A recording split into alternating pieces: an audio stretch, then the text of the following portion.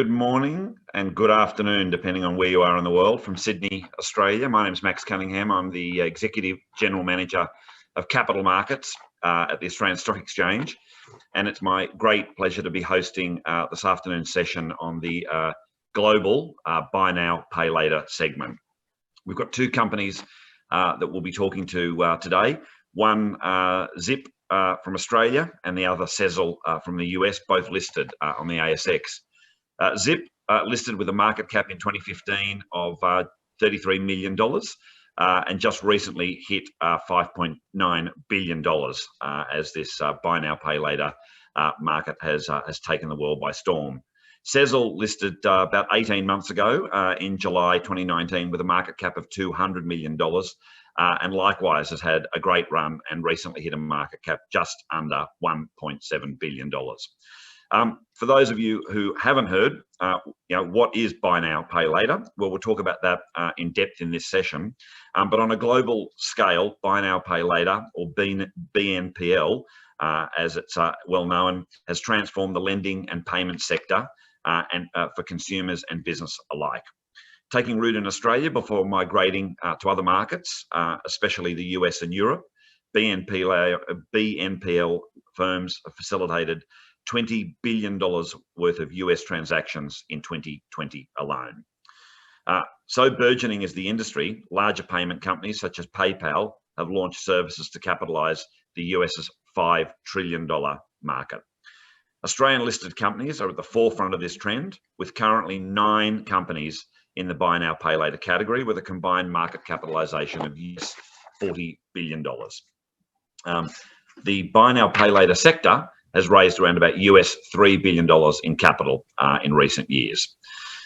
Today, I'm pleased to be joined by two prominent leaders in the buy now, pay later sector, Larry Diamond, founder and global CEO of Zip, and Charlie Youakim, executive chairman and CEO of Sezzle. Together, as their latest results, Zip and Sezzle share between 8 million customers and grew by over 100% revenue year on year in the last year. A testament to the tremendous growth and opportunities in the buy now, pay later sector. So we might now get to the questions. I might start with Zip. And Larry, Zip listed, as I said, in 2015, is a global buy now, pay later with a footprint of over 9 markets and 5 million customers. Can you give us an overview of the business and your background, please? Yeah, sure. Well, Max, thanks for having me and to the conference. And also a big thank you to the ASX because, a big reason that we're here today talking is that they've been, fantastic supporter of early stage technology, particularly with much quieter VC. So big shout out to the ASX. So, a little bit about Zip in Australia as a buy now, pay later company. And I think when you're looking around the world, what Australia brought to attention was that, with the broken and unfair credit card, which was all about high interest rates and the lowest cash rates in 50 years, where banks put you on the minimum monthly repayment and you pay it off in years, not months and weeks, we thought was broken and unfair. And when you look globally, the interest-bearing installment had always been there, but Australia really began its life offering the interest-free installment, this idea that you buy the purchase and pay it off over time, interest-free, and that's where we started. I think we've kind of seen that really take hold. So Zip is all about offering interest-free installments at the checkout at that moment of truth for short duration products. It could be $200 or $2,000, and doing that responsibly and doing that quickly because you need to drive conversion for the merchant. We've always seen it as a triple win: help the customer pay over time, help the merchant acquire another customer, grab the basket. And for the issuer, the buy now, pay later company, being able to acquire a customer at a very low cost of customer acquisition where they amplify the brand. So it's really a unique situation where you have this sort of triple win. And we spend all our time living at that moment of truth where we have real-time risk decisioning, great customer experience, and doing it responsibly and managing all of that. So it's been a great journey. We started in Australia. We are now going global. We have a presence in the US through QuadPay. And even though we're 7 years in, it absolutely feels like we are only getting started because, we designed this product Often external factors are out of your control, and I think we're privileged and fortunate that all of these dynamics that at play around the collapse of the credit card, digitization, e-commerce proliferating. So we feel there's enormous opportunity, and we can just feel this great groundswell, and looking forward to the journey. And Larry, can you just tell us a little bit about your background? What's been your business background and what led you into this space? Yeah, sure. So I studied tech at university, and in fact, growing up was coding on Apple IIes, and I finished high school in '99, so just before that sort of dot-com collapse. Raced into learning tech at university, moved more into business analyst and just being able to ask lots of questions, giving that sort of license. Pivoted then after the dot-com crash, maybe I was a bit fickle, to investment banking for my sins. And I did about 8 years at Macquarie and Deutsche Bank. Incredibly steep learning curve, but learned, finance really, really well. Great culture. I have to thank my former boss at Deutsche, who made me redundant in 2012. That allowed me just the space to really look at this. So my background really is this: when you kind of look back, when you're in it, it doesn't make sense. When you look back, I've got the great finance, the technology and passion, and now it's really coming together. It is my first startup. I'm not a serial entrepreneur, so I don't really consider myself an entrepreneur, and just enjoying the ride. All right, great, thanks, Larry. Well, serial entrepreneurs, a nice segue to introduce Charlie, and a similar question for you. A little bit of a contrast and difference in terms of both background and business approach. Sezzle's headquartered in Minneapolis, and you came to Australia to raise your capital through an IPO, and have since attained listed unicorn status following your success in the US market. So again, can you tell us a little bit about Sezzle, your approach, inspiration, and likewise your background? Yeah, thanks, Max. And I echo Larry's comments about the ASX. It's been a phenomenal pathway for us as a company, and so successful for us that I often talk to a lot of US entrepreneurs about taking a similar path. So I really thank you at the ASX for all the help you've had in our path. But my background is actually quite similar to Larry's. My background is actually in engineering in undergrad, but I was a self-taught software developer like Larry, and then went into out of school into the development world, and worked in that world for a number of years, and then finally went back to business school, where I got a little bit of touch of the finance side through that education. Loved business school, but coming out of business school, it was similar to Larry. It was 2010 in the GFC, and a little bit, I kind of call it the push out of the nest into entrepreneurship, because it was difficult to get a job, and I was always entrepreneurially. There was always that background that I wanted to start something, and that's where I started my first company in payments, which was a company called Passport, where we built mobile payment apps for parking. And we did big installations like Park Chicago, Park Boston, Green P in Toronto. Then we got a little bit horizontal with our software offerings and got into ticketing and enforcement software. Also got into payments for transit, and took that company from market entry to market leadership over a 5-year period. Lots of lumps, lots of tripping and falling and learning things the hard way. And then moved on to co-found Sezzle in 2016. And when we founded the company, the data point that we were founding on was that young people in the United States were paying in debit in higher volumes than ever before. It's still really the data point that I think is the reason for our success. And what we learned along the way is that the young people here were paying with debit because of a lack of access to credit. So after that GFC in 2009, the Card Act was passed in the United States, and that made it illegal for credit card companies to market on college campuses. So when I got my first credit card, I was 18, I got it for time value of money, was able to use it wisely and build my credit score up. But a lot of young customers were not in that same pathway, and they got into trouble, got into bankruptcies. And so the government said, what went wrong in that GFC? Part of it was that young consumers were getting access to credit too early. And so they changed that pathway. And the way I view it, what's happened since that time is cohort after cohort has come out, young cohorts where their credit scores are depressed. They're getting into credit cards later in life because once they graduate from college, they're taking on their debit card, getting used to using it. And there's also an attitude change towards credit cards. People have pulled away from credit a bit. But all in all, what that means is that these young consumers are using debit cards in higher volumes. And then for the retailers in the United States and abroad, I think this is not just necessarily a US phenomena, but that means that they're spending less because the Federal Reserve in 2017 pointed out that the average debit card transaction is $36. The average credit card transaction is $72. It's double. And so that trend towards debit, that's bad for retailers. And so what we do with our product, it's a short-term interest-free product, as Larry pointed out. And we're a 6-week product. We take 25% down at time of purchase and then automate the remaining payments at 2 weeks, 4 weeks, and 6 weeks. The customer creates an account with us. We're very much like a payment wallet. If you look at Sezzle, they sign up with us, put their card on file with us. Every time you transact, we do that short-term installment plan that's free for the customer, super consumer friendly. And what we're effectively doing is creditizing a debit card, but in a very safe way for a customer. And a very, the way we look at it is we're training wheels for credit for young consumers in the US. And that's leading to phenomenal results for both the consumers and the merchants that are on our platform. In just over 3 years, we've risen to 29.2K active merchants on the platform and 2.4 million active customers. Really rapid growth, and I think it really speaks to the impact that we're having. And as Larry said, I think we're still early. We're at 2% saturation in the US, whereas Australia is at around 20% plus. And I think this is going global. It's not just Australia, it's not just the US, it's going elsewhere as well. And that's why we're looking internationally too. Thanks, Charlie.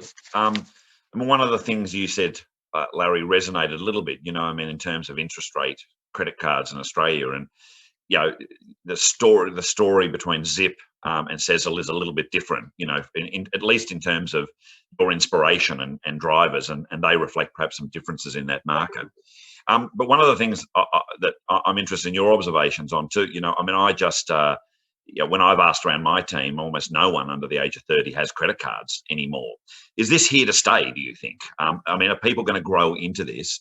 And I'm also interested in what this means maybe for, you've talked really interesting about younger demographics, and all of that absolutely makes sense.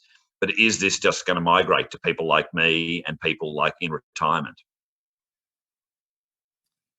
Yeah, so I think it's a really interesting point. We have about 70% of customers that sign up with us in Australia and in the US, we have the QuadPay brand, have never had a credit card. And so absolutely, this has started life out in the millennial, Gen Z, or sort of post-millennial segment for a couple of reasons, I think. Number one is they are early adopters, they're digital first, they're sort of shopping online. And banking, in a way, is becoming decentralized. This is really what you're sort of seeing here, is this buy now, pay later phenomenon is almost decentralized banking, where you can sign up at your fashion store, you can sign up at your furniture store, you can sign up at the computer store. So you're having a financial interaction at that moment of truth, and that's where we've kind of built this. And so, if you look at Australia, which is probably the first in this buy now, pay later space, it started out, in that 25 to sort of 30 segment. Right now, the median age is actually 35. So 35 is sort of where it is. And so we're starting to see, with 30% of all Australians having used buy now, pay later, it's starting to encroach into the 16 million credit card account holders who are seeing those products as broken. They sit in your wallet. They have no brand affinity. And they did a study over here in Australia that showed that customers want to pay back their buy now, pay later over a credit card. One of the big bureaus actually. So the brand equity, so you're getting more transactions and you're actually getting better repayment because you are front of mind. You're at the checkout, you're in the store window, and you kind of live and breathe. And so, it definitely starts in this segment, but over time. And so our view as well is, if you look in America, there might be 6 large credit card issuers. The average age of a credit card holder might be 50, 52. Who are the 6 credit issuers of the next generation? And I think that's where the Sezzles, the Zips have this wonderful opportunity to build that relationship. We can sign customers up in seconds, not clunky forms. We do it responsibly because of data and microservices, and alternative and conventional and non-conventional data is available to make those decisions. We connect with the customer, and therefore the growth factor is compounds versus the direct to consumer. Big banks spend lots of money. So we absolutely see this phenomenon. In Australia, we're saying 20-30% of checkouts online go through buy now, pay later rails. Global e-com, maybe only 1.5%. So it will change. It's very noisy, but the share of checkout is still low. But over the next 2 to 3 years, it's going to accelerate enormously and move into other markets like emerging markets too. Thanks, Larry. Charlie? Yeah, I think we see slight differences, but I think the same overall concept. Our user base, when we did an early look, 70% actually in our base had credit cards. What we found is 90% of our payments were on debit cards. So many of these customers, when we polled them, they had credit cards, but they kept them in the back as well. Like they wanted to only use them potentially if there's an emergency. They didn't feel safe with the product. So they were using our product because it felt safer. It supported budgeting. But I really echo Larry's comments around the digitization of credit. I think one of the keys here is that we're digitizing credit and we're digitizing the sign up. And I think credit's going to be reinvented in the next 10 years. I think gone are the days of getting a physical card. I have my wallet here and I try to make it as small as possible, but I still have a thicker Not the wallet. George Costanza wallet. But I think this is the future wallet. It's your phone. And I think that changes everything because now you can load cards. You can start to load store cards potentially more easily because you put them in there digitally, where I wouldn't want to carry 10 store cards. So I think private label is going to be reinvented in the future because I think some of the things that were holding back private label was the paper forms, the hard cards that no one wanted to carry around. And if you go to digital and you go to loading it into a digital wallet, I think some things can be reinvented in that space. And I think we're leading the reinvention. I think companies like Zip, companies like Sezzle, we're going to become the early stage funnel into credit for many customers. We're going to become hubs for these customers, and that's the way we're viewing it. We want to be a partnership player with the banks, but we just view it as that if you go back to my earlier story about the card companies being disallowed from college campuses, their funnels were destroyed. That's where they were getting young customers. They can't. It's very hard for them to get the young customer now. And so I think companies like Sezzle and Zip, we're representing this new funnel. We're going to be acquiring those young customers. When those customers are looking for credit options and financial products, we're going to be their trusted source because they love us. We treat them so well. We're interest free, and they'll be saying, "Sezzle, what do you have next? Let us tell it, and we'll tell you where to go next." And I think that makes us really powerful in this new space. Do you want to touch at all on the regulatory environment in the US? There's been some inquiries in Sydney, in Australia and Canberra, and also in the UK and London. I mean, I guess, and Larry, you might have some perspectives on those, but I wanted to pull out really more, what might happen in the US, because my observation in what's happened in Canberra and London is incumbent financial institutions don't have a lot of sympathy with the politicians. But in DC, it's a slightly different dynamic, given the influence of lobbyists. Do either of you want to touch on that at all? Like I can tell you my story in the U.S. from what we've been doing. So we've been going on road shows to talk to state regulators and to the financial regulator, the CFPB. And I think generally when we go out to talk to regulators, we're disarming them. Like they are shocked to hear about how our business operates. They're like, really? You don't charge fees? You don't charge interest? The biggest question we get on our company is we do have a $10 account reactivation fee if someone fails to pay us. The question is, do you roll it? And we're like, no, we don't roll it. So if the customer fails on installment 2, 3, 4, it's just a $10 fee to turn back on. And so that's like they're trying to the old gotcha. Do you roll fees? We don't even roll fees. So it's like, I think regulators, when they look at our company, they're blown away by how consumer friendly we are. And I don't think the same thing's going to happen in the US that we saw happen in Australia and the UK. I think there's a bit of a more open attitude towards friendly products in the financial space because I think the US is lacking them. I think there's a lot of financial products that treat consumers quite harshly. A good example, I think, of that pro attitude towards the space is Gary Stein joining Openpay. Gary Stein was a senior leader at the CFPB, the federal institution here in the US, and he joined one of our competitors. And I think if the CFPB had a negative attitude towards the space or people at the CFPB, would someone leave the CFPB to join the group? I highly doubt it. We actually went out and talked to the CFPB when Gary Stein was there. We told them about our business and we asked them, what would make you look into our space? And they said customer complaints. And if you look at our space, we're everything but customer complaints. It's customer love. So we're going to keep on trying to lead the way. We're talking to everyone in the space about, what can we do to do similar moves to what's happened in Australia in terms of setting the tone with regulators and helping them set the rule books. Because I think the biggest threat to the space is someone that does charge usurious rates, putting on a buy now, pay later hat and dragging us all down. That's the biggest risk. And so if we can all set the bar together about where we need to operate and above, I think we're going to win. So that's, I think, the only risk. Larry? Yes, I think if you kind of look at it, Australia started this sector, 6 or 7 years ago. And so a little bit of a different journey. I think what you've seen in Australia play out is this balance between, and it's a very different regulatory position to the US, right? The US is much more innovative, more engaging. But certainly in Australia, what we saw was regulation and innovation were sort of struggling. And I think phase one was regulators just trying to understand what is this sort of buy now, pay later space? How do the product constructs work? And so they spent the first 1 or 2 years just actually understanding it. And some of the data that came back was 4 out of 5 millennials they surveyed wanted to use this product in the next 12 months. So the groundswell had begun. It was meeting a customer need. They also understood the product construct, which is it's amortizing these balances off in weeks or months rather than credit cards that are taking years and years to sort of pay off.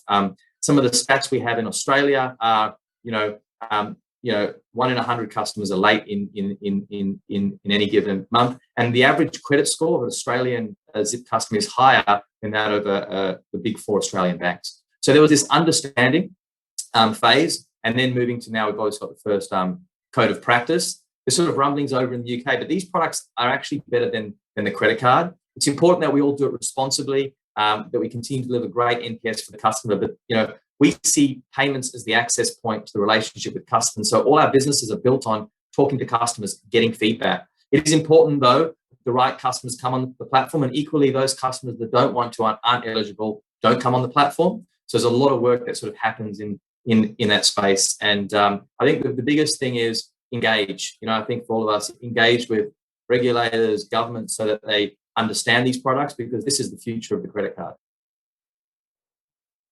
The other point I'll just sort of touch on quickly is, buy now, pay later represents short duration installments, but it also represents long duration installments. So if I'm buying something for $3,000, 2 months doesn't fit. That's almost a mortgage repayment. So we are playing in both short duration and long duration. And long duration means that you might need to ask for more information. You might need to look at bank transactional data in real time.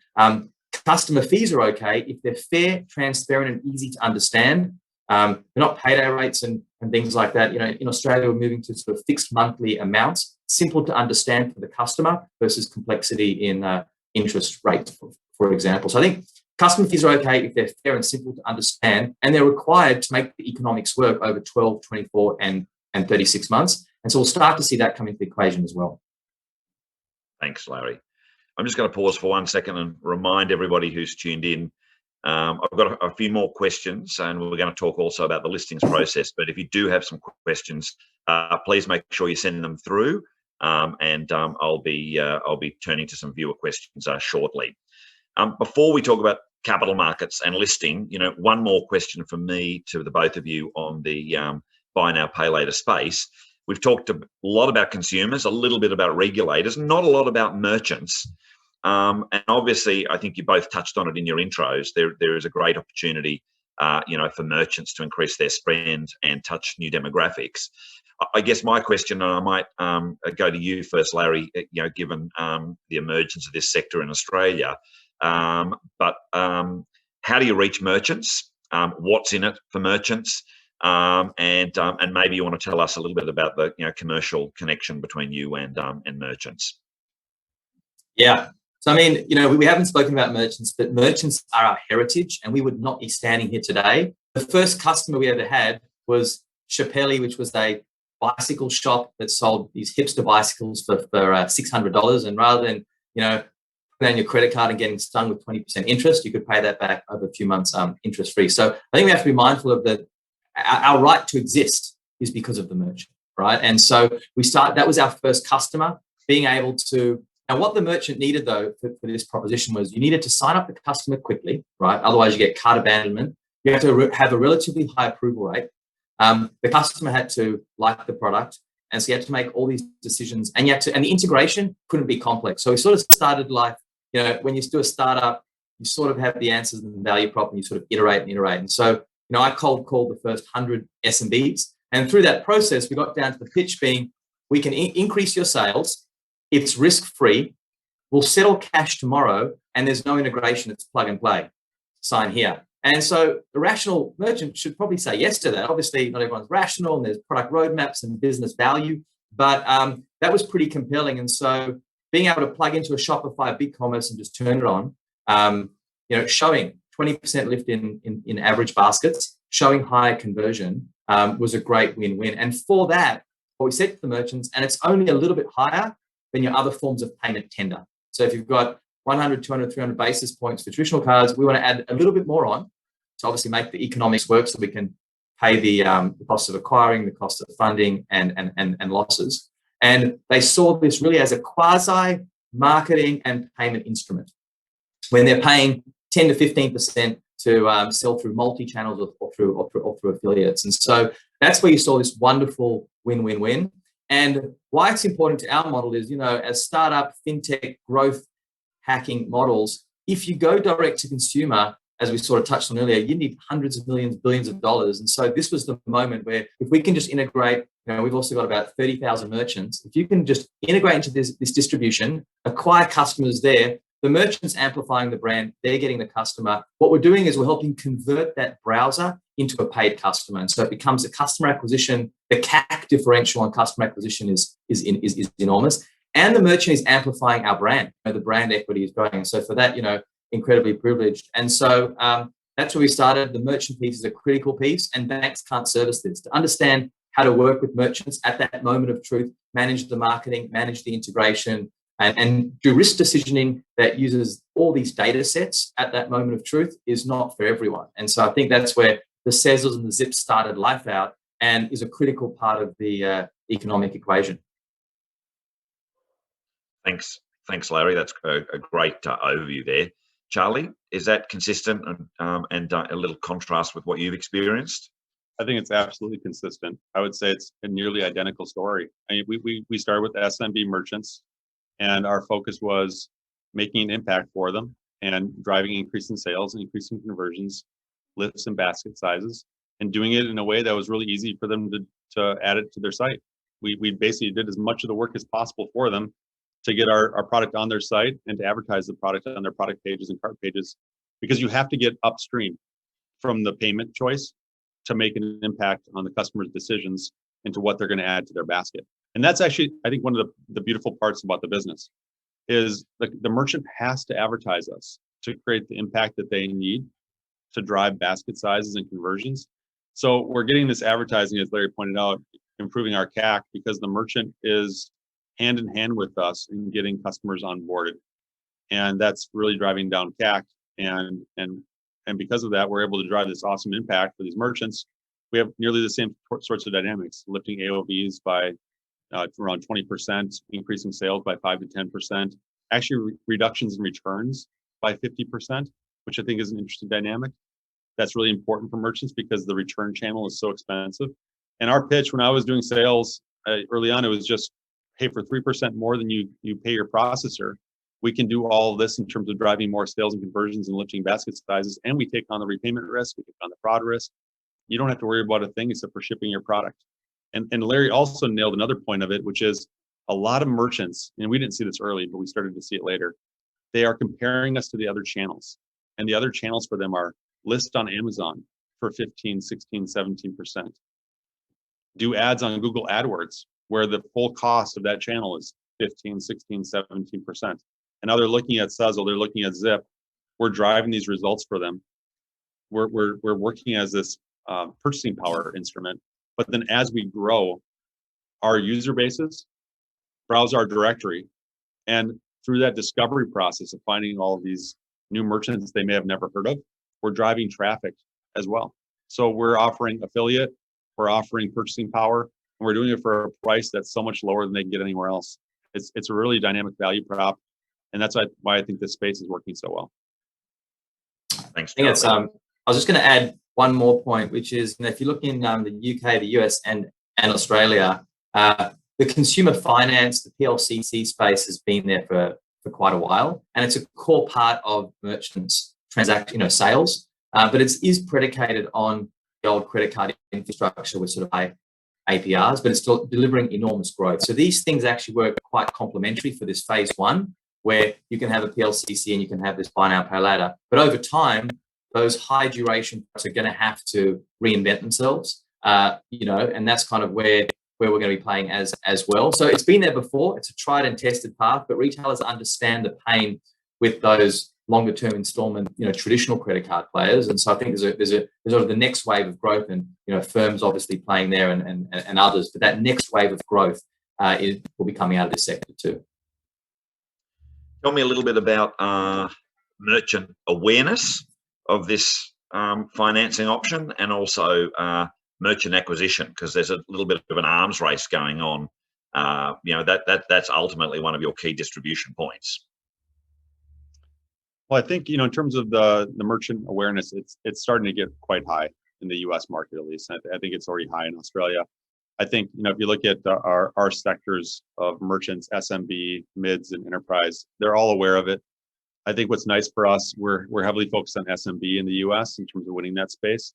Actually, 90% of our merchants are inbound, which helps us. We've made such a nice system for those customers and executed so well for them with 88% order approval rates, that they're coming our way through word of mouth or through competitive research.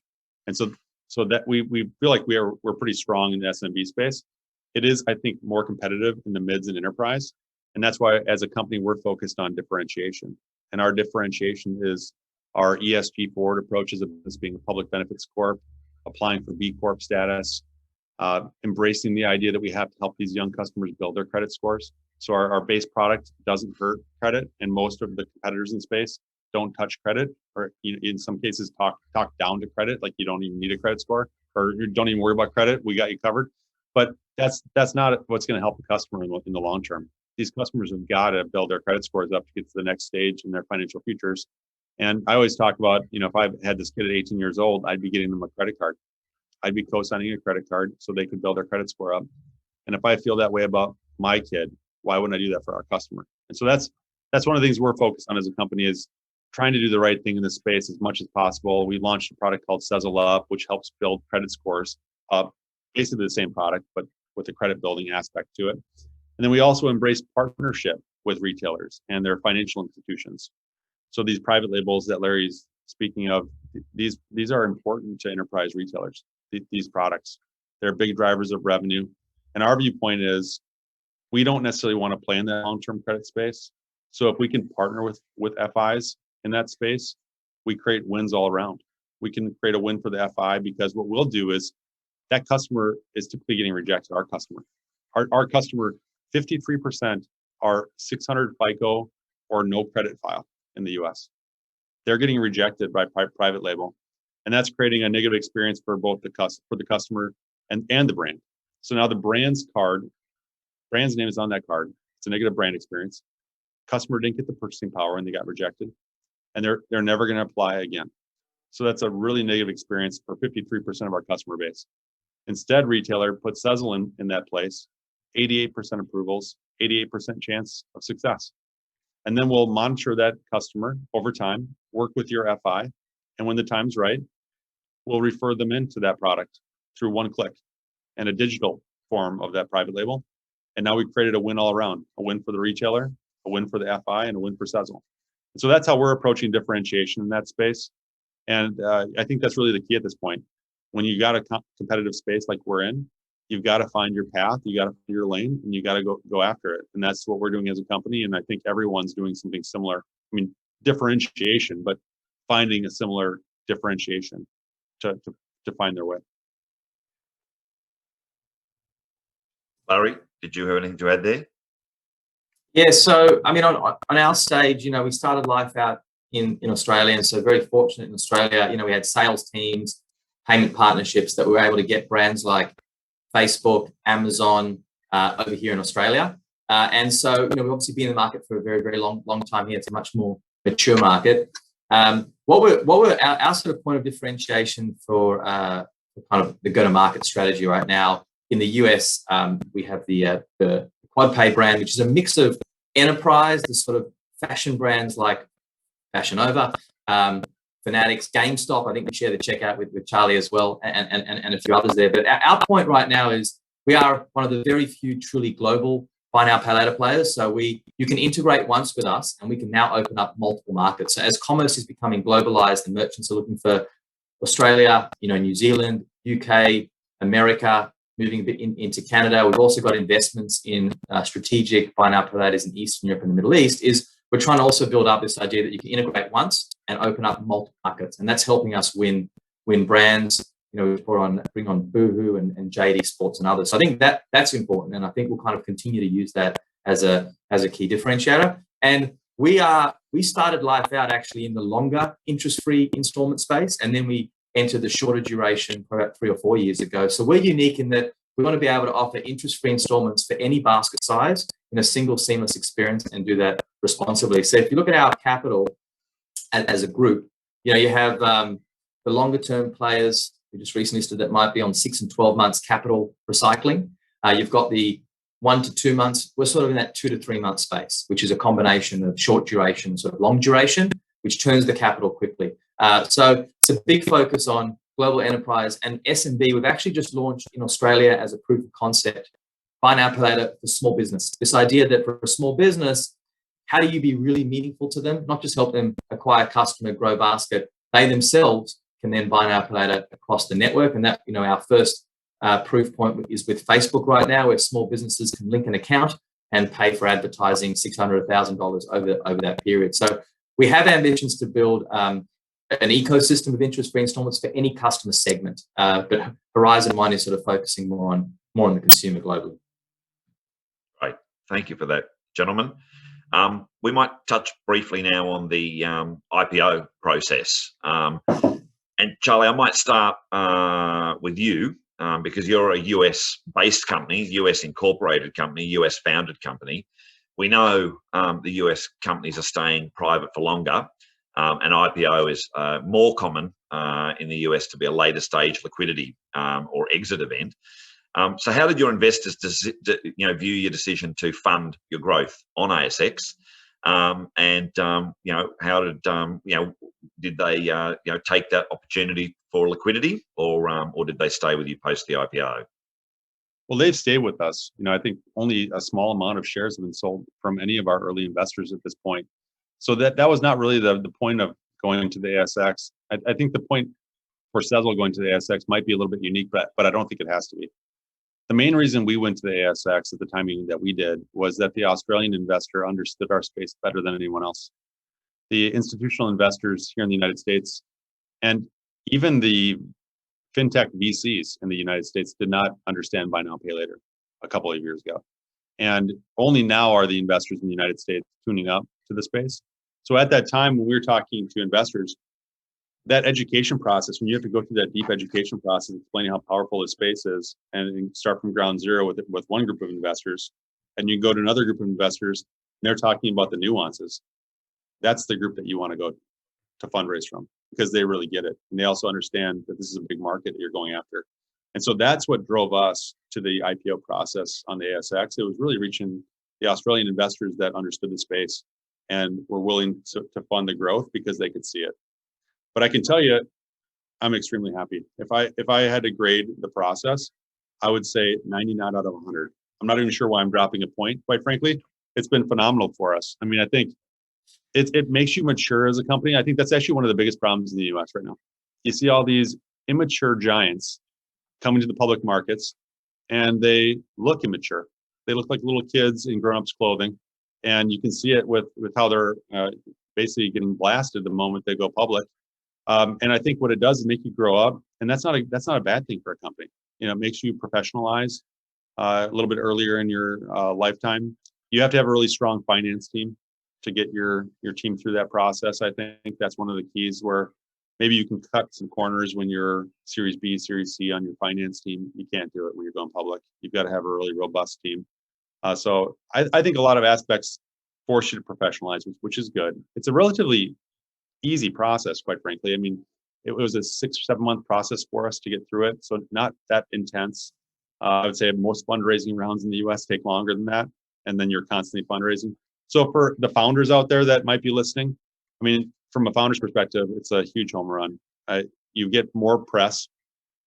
You get these quarterly reports that you got to put out that create press for you. So you got free press happening. You get tons of exposure. Now, when you're recruiting, your stock actually has value. I mean, you try to pitch the value. I've had 2 companies, private and public. My private, still private, my old company. When you're pitching like, hey, we're going to give you 1,000 shares of a passport stock of the company, it's like eyes would glaze over. Like, what is it worth? And it's like, it's so hard to explain, But now when you say to someone you're going to get 1,000 shares of Sezzle stock, they're like, get on Google, and it's like, okay, I get what that's worth.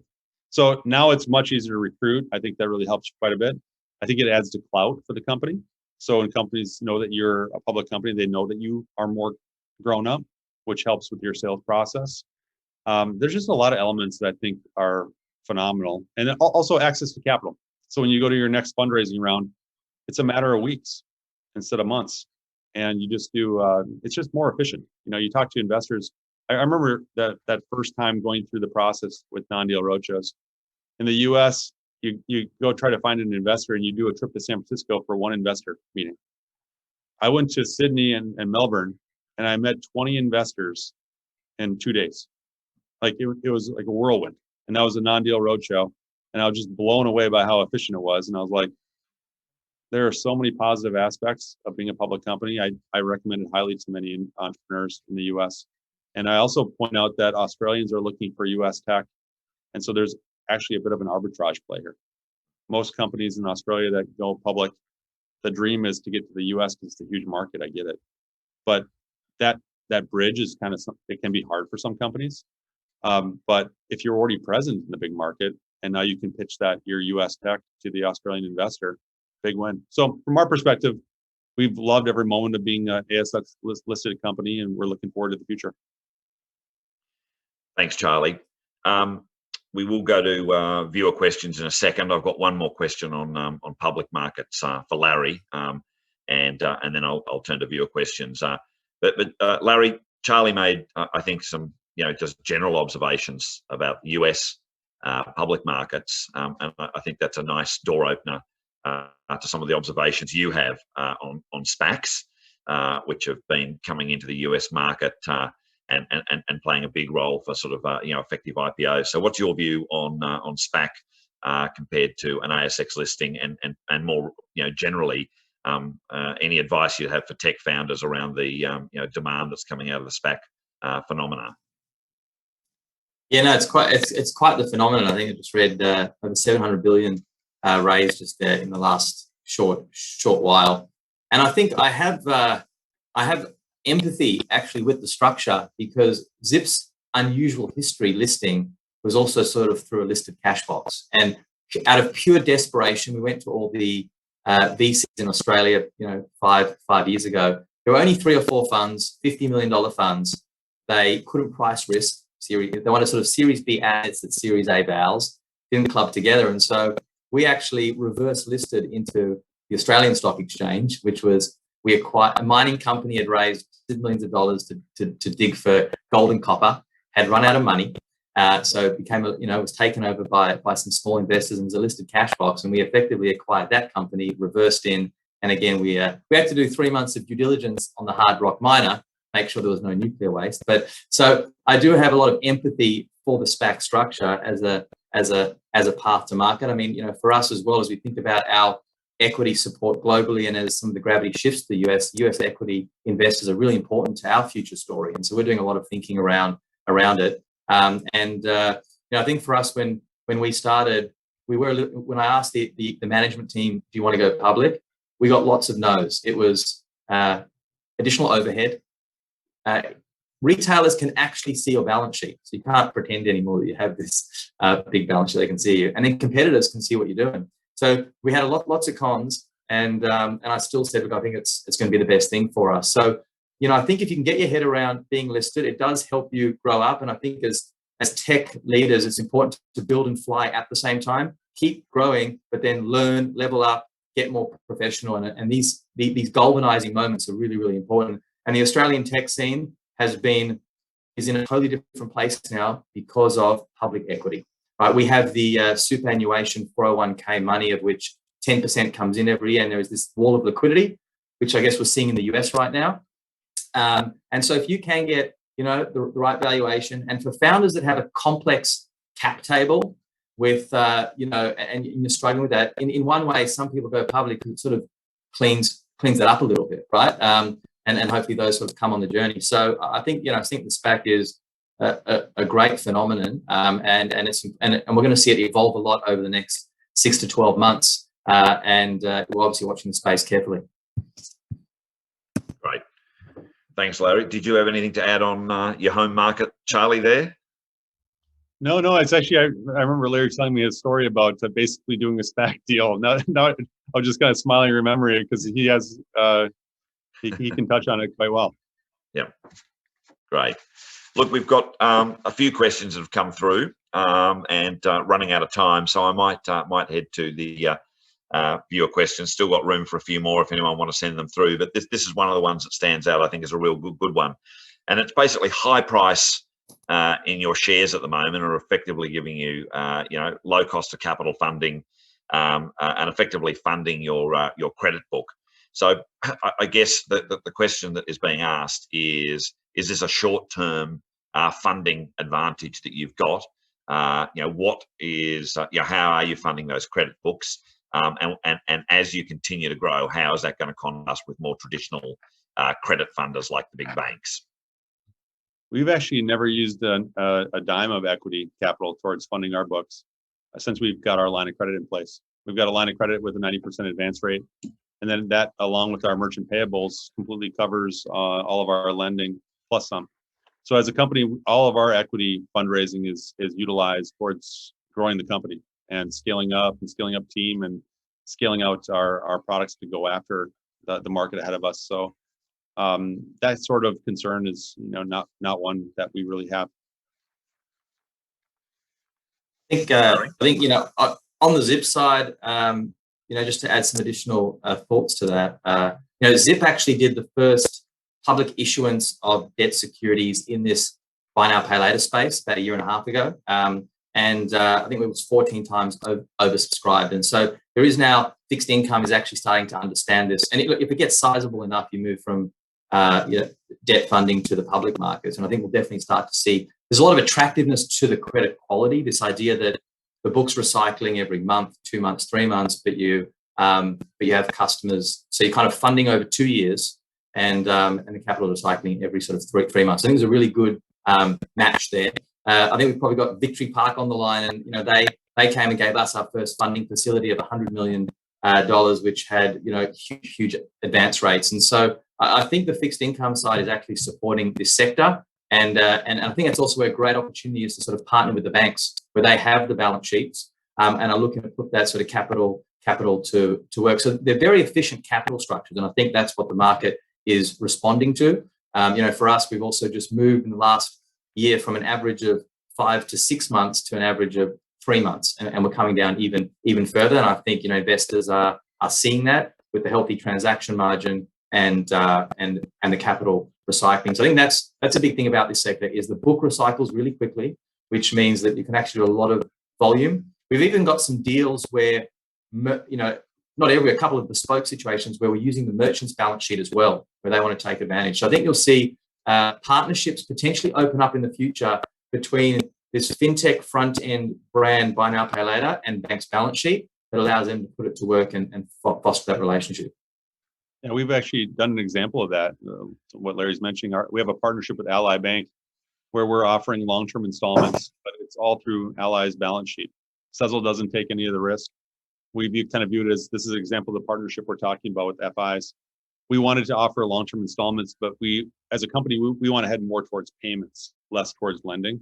And so when we knew we wanted to get into that space, we said, let's see if we can find a bank that wants to partner. And that's where we reached out to Ally. We found out they wanted to get into retail.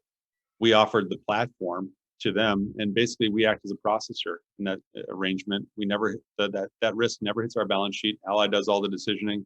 Ally does all the lending, and then we just pool the funds together to pay out to the merchants. So the merchants don't really see two incomes coming through the platform or our dashboard. And so I think it's a really elegant solution, speaking to what Larry's talking about. Find partnerships where you can solve these problems without getting deeper into the capital needs of the company.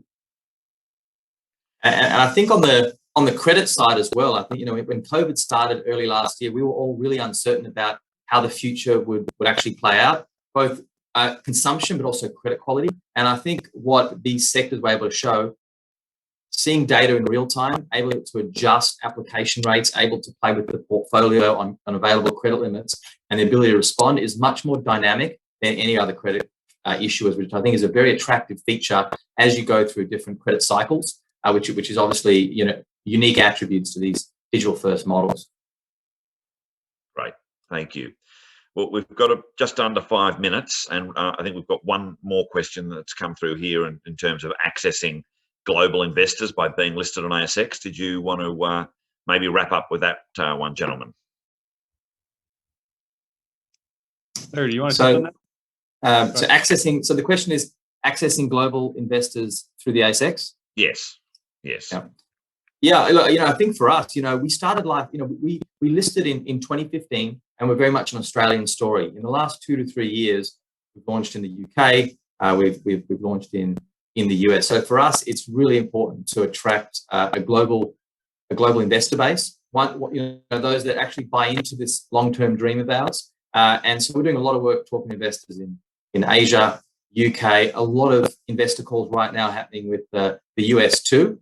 And the ability to get foreign investment into our companies is critical, because that's where they see the growth. So it hasn't been an inhibitor today. I think for us, the problem has been more awareness and engagement with US equity and UK equity and so forth. And we're doing a lot of work right now with our investor relations front to actually spend more time telling the story. And we enjoy that. We enjoy spending the time, explaining the model, the differences, and taking them on the journey. So I don't think it's been an inhibitor, and hopefully over time we will increase foreign ownership of the register.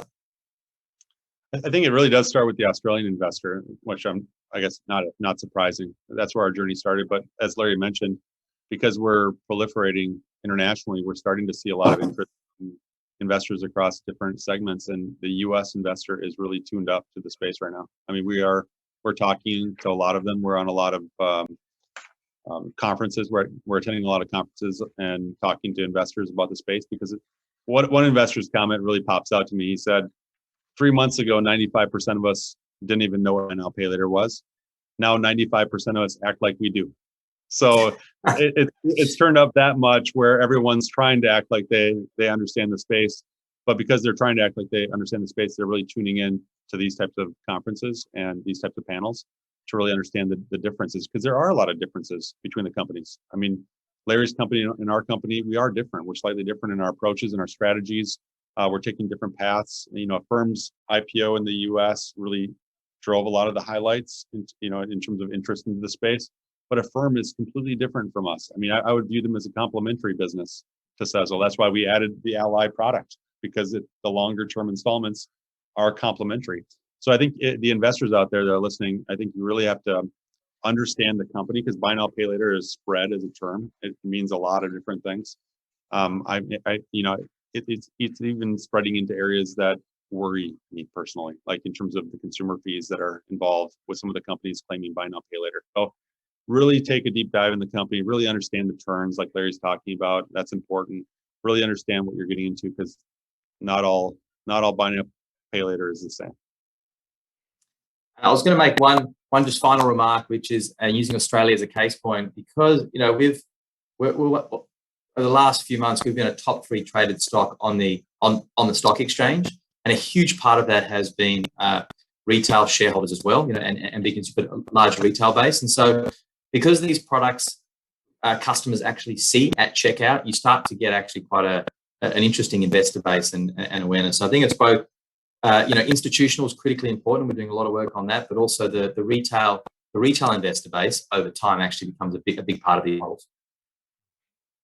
Great. Well, gentlemen, that's a great point to wrap up on. Firstly, thank you for your support being listed on ASX, and your kind words today. It's great that you've been able to build these businesses from relatively sort of small, humble beginnings into both truly global businesses, and it's great to have been on that journey with you. And so with that, I think I've just got to say, Charlie Youakim, Larry Diamond, thank you for your time today. Thanks for participating in the Montgomery Summit, and we look forward to seeing how this space continues to grow. Thank you. Thanks so much. Great to chat.